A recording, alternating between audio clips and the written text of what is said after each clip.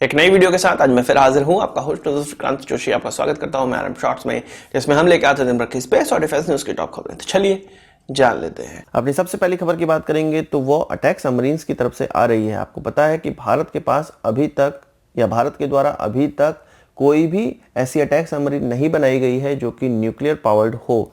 हाँ, भारत के पास एक ऐसी सबमरीन है जो कि न्यूक्लियर पावर्ड है और अटैक सबमरीन भी है, पर वो रशिया से हमने लीज पर ली हुई है और जिसकी लीज 2021 या 22 में ख़त्म हो जाएगी और एक नेक्स्ट सबमरीन हमको मिलेगी रशिया से ही, जिसको फिर से हम लोग आईएनएस चक्रा ही कहेंगे या चक्रा 3 कहेंगे, जो कि लगभग $3 बिलियन में हमें प्राप्त हो रही है। असल में यह इतनी महंगी इसलिए प्राप्त हो रही है, जो कि 10 साल की लीज के लिए हमें प्राप्त हो रही है, क्योंकि इससे हम अपनी खुद के लिए एक attack submarine, nuclear power attack submarine बनाने वाले हैं, डेवलप करने वाले हैं। इस सबमरीन को हम टेस्ट बेड की तरह भी इस्तेमाल कर सकते हैं और इस सबमरीन के द्वारा अपने लोगों को हम ट्रेनिंग देने के लिए भी इस्तेमाल कर सकते हैं।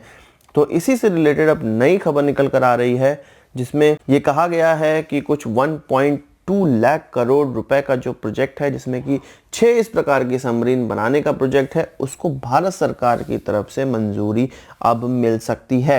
मंजूरी इन द सेंस, अभी जो इसका जो फेज चल रहा था वो लिमिटेड डिजाइन फेज चल रहा था, जिसमें कि एक परिकल्पना की जा रही थी कि किस प्रकार का हमारा सबमरीन हो सकता है।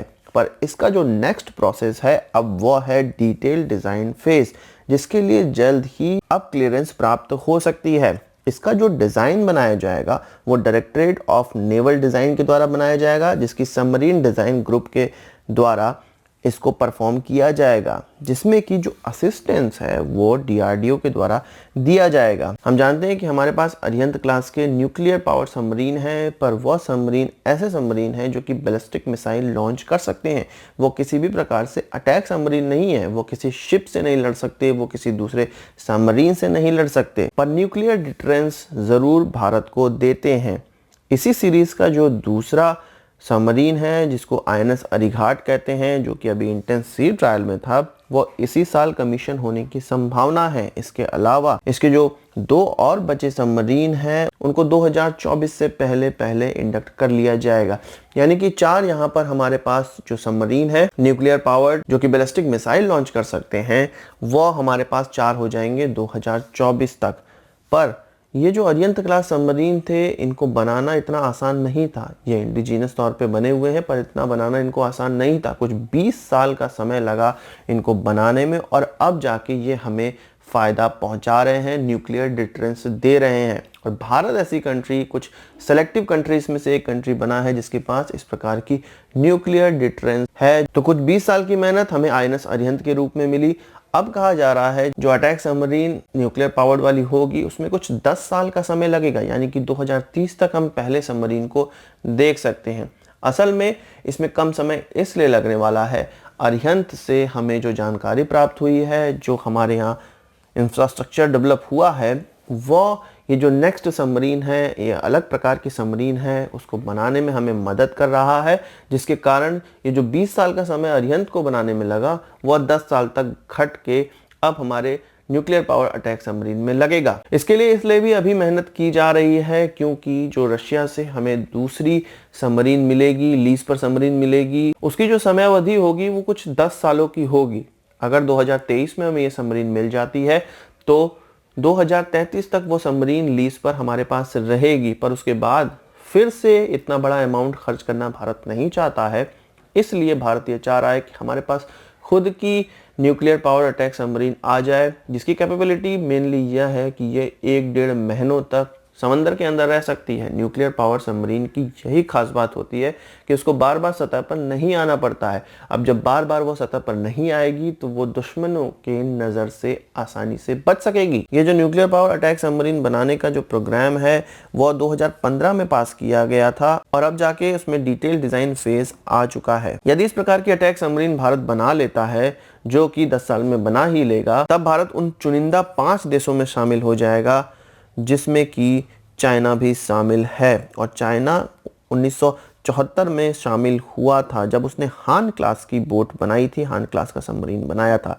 हमें पता है कि भाभा एटॉमिक रिसर्च सेंटर के द्वारा एक ऐसा न्यूक्लियर रिएक्टर बनाया गया है जो कि अटैक सबमरीन को पावर देने के लिए काफ़ी हो सकता है। इसी न्यूक्लियर रिएक्टर का इस्तेमाल इस जो नए हमारे अटैक सबमरीन है, न्यूक्लियर पावर अटैक सबमरीन है, उसमें किया जाएगा। और जो हम INS चक्रा 3 लेंगे रशिया से लीज पर, जो कि 3 साल में हमें मिल जाएगा, उससे भी जानकारी लेके इस प्रोजेक्ट में लगाई जाएगी। इसकी परमिशन रशिया से मिली है, इसीलिए लीज वाला जो सबमरीन है वो हमें लगभग $3 बिलियन का पड़ रहा है। वही बात कर लेते हैं पाकिस्तान की बॉर्डर एक्शन टीम की। तो बॉर्डर एक्शन टीम की अब हालत बहुत ज़्यादा ख़राब हो चुकी है। एक समय था कि पाकिस्तान अपनी इस टीम पर बहुत नाज करता था और इंडियन आर्मी के लिए ये बहुत प्रॉब्लम का कारण बने हुए थे, पर अभी हमारे आर्मी चीफ ने ये बताया कि अब जो बॉर्डर एक्शन टीम की जो भी कार्रवाई स्टार्ट हो रही है, उसके स्टार्ट के बाद नहीं, हम उसको स्टार्ट होने से पहले ही रोक दे रहे हैं। उनका ये मानना है कि बैठ के जितने भी एक्शन हो रहे हैं, अब वो एक्शन परफॉर्म ही नहीं कर पा रहे हैं, उससे पहले ही उसको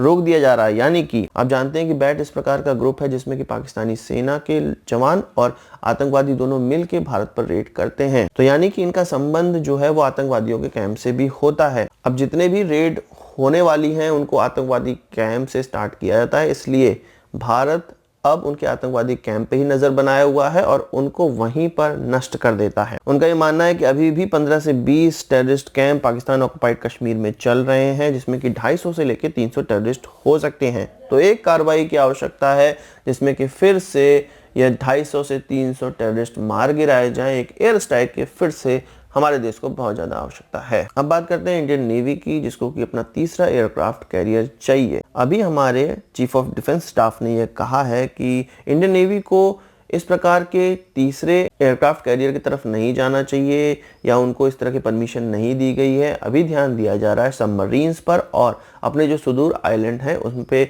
इंडियन नेवी की एयर स्ट्रिप हो, इस चीज़ पर ध्यान दिया जा रहा है। पर इंडियन नेवी इससे संतुष्ट नहीं है। उनका कहना है कि अगर अभी जो तीसरा एयरक्राफ्ट कैरियर है हम उसको नहीं खरीद सकते हैं, हमारे पास इतना ज़्यादा बजट नहीं है, तो एटलीस्ट उस पर सोचना स्टार्ट कर देना चाहिए।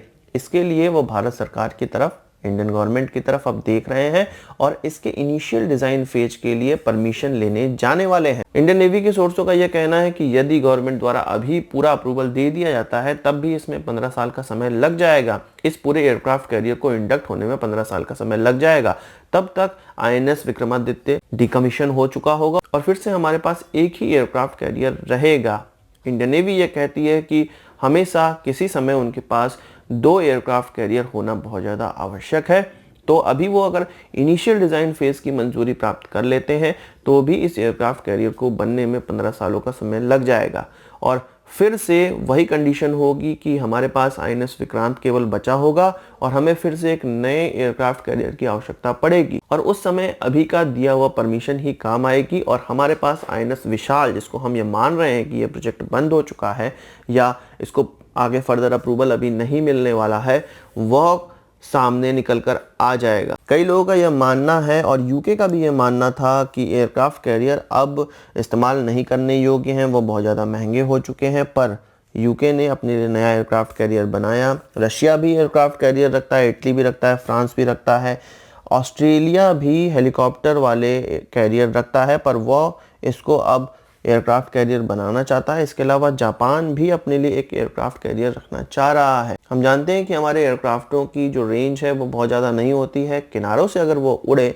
तो दुश्मन के सीमा तक घुसने में उनको काफ़ी दिक्कतों का सामना करना पड़ेगा और जगह जगह रिफ्यूलिंग के लिए जाना पड़ेगा। पर एयरक्राफ्ट कैरियर उनको दुश्मन की सीमा तक, अंदर तक ले जा सकते हैं और नेवी के लिए ये बहुत बड़ा असेट माना जाता है। और जिन नेवी के पास एयरक्राफ्ट कैरियर होते हैं उनका विश्व में दबदबा भी होता है, इसीलिए चाइना अपने एयरक्राफ्ट कैरियर को इतना ज़्यादा बढ़ाता चला जा रहा है। तो भारत को भी इंडियन नेवी के हिसाब से एयरक्राफ्ट कैरियर की आवश्यकता है, अभी नहीं तो 15 साल के बाद तो बिल्कुल ज़रूर पड़ेगी एक नए एयरक्राफ्ट कैरियर की, जिसको INS विशाल कहा जा सकता है। बात करते हैं अब DRDO की। इसके द्वारा एंटी ड्रोन सिस्टम बनाया जा चुका है और इसको फॉर्मली अब इंडक्ट भी किया जा चुका है। इंडक्ट नहीं, ऐसे समारोह में इसको इस्तेमाल किया जाता है जो कि भारत के लिए बहुत ज़्यादा महत्वपूर्ण होते हैं। जैसे कि पिछली बार जब इसको इस्तेमाल किया गया था तो वो 26 जनवरी के दिन किया गया था, रिपब्लिक डे परेड के दिन किया गया था, जहां पर इसने ब्राजीलियन प्रेसिडेंट जो कि चीफ गेस्ट थे रिपब्लिक डे परेड के,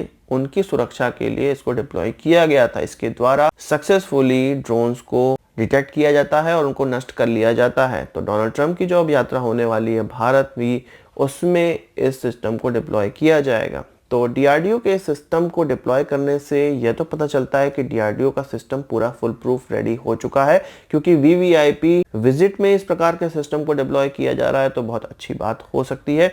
अब देखना यह है कि कब इसको इंडस्ट्री पार्टनर को बेचा जाता है और कब जाके इसका मास प्रोडक्शन हम लोग देख सकते हैं, क्योंकि भारतीय आर्मी में या पैरामिलिट्री फोर्सेस में इस प्रकार की बहुत से ड्रोन किलर इक्विपमेंट्स की आवश्यकता है, क्योंकि सीमा पर बॉर्डर पार से ऐसे हथियार वाले ड्रोन इस्तेमाल किए जा रहे हैं या ऐसे ड्रोन इस्तेमाल किए जा रहे हैं जो कि ड्रग सप्लाई के लिए किए जाते हैं और हम पे अटैक करने के लिए भी ड्रोन का इस्तेमाल किया जा रहा है। आतंकवादियों के पास भी इस प्रकार के अब ड्रोन आ चुके हैं जो कि तस्करी के थ्रू यह ड्रोन्स प्राप्त कर लेते हैं और तब जाके ये अटैक करते हैं। तो इस प्रकार के ड्रोन किलर सिस्टम की बहुत ज़्यादा आवश्यकता थी भारत को, अब ये डीआरडीओ ने डेवलप कर लिया। आज की इस वीडियो के लिए बस इतना ही। आशा करता हूँ कि वीडियो पसंद आया होगा। आप इसको एक बड़ा थम्स अप जरूर देंगे। इस वीडियो संबंध कोई सवाल या सुझाव हो कमेंट बॉक्स में जरूर लाइएगा और यदि आपने हमारा चैनल तो सब्सक्राइब नहीं किया उसे भी कर लीजिए, क्योंकि हम इस प्रकार की वीडियो लाते रहते हैं। नमस्कार, थैंक यू, जय हिंद।